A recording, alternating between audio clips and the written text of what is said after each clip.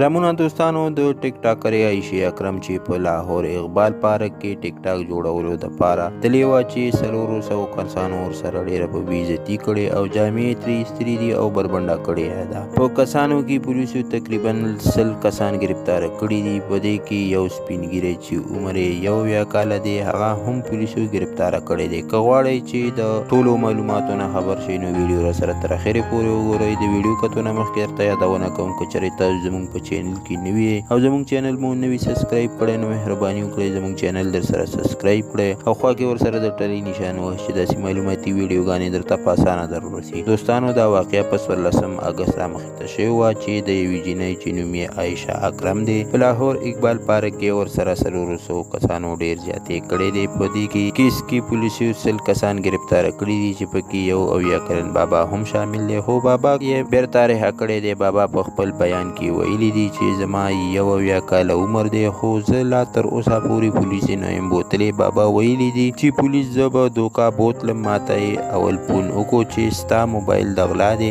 ما ورته په جواب کې وویل چې زه به تاڼې ته درشم خو هغه زما کور ته راغلل او بیا یې راته وویل چې دا د عایشې اکرم په کیس کې بوځو. نو بیا ورسره زه تاڼې ته لاړم. بابا وایي چې دغه کسان بې ګناه دي ځکه چې په دغه وخت کې ماته کال راغلی و زما خبرې یې ټس کړې وې او په هغه وجه یې زه نیولی وم. نو دغه کسان یې هم په دغه وجه گرفتاره کړي دي. ملګرو دا و د نن ورځ خبر چې در سره مو شریک کو. ویډیو در سره لایک شیر کړئ او چینل در سره ضرور سبسکرایب کړئ. مننه کوم چې ویډیو را سره تر اخره پورې وکتله او د بلې ویډیو پورې ځولې. الله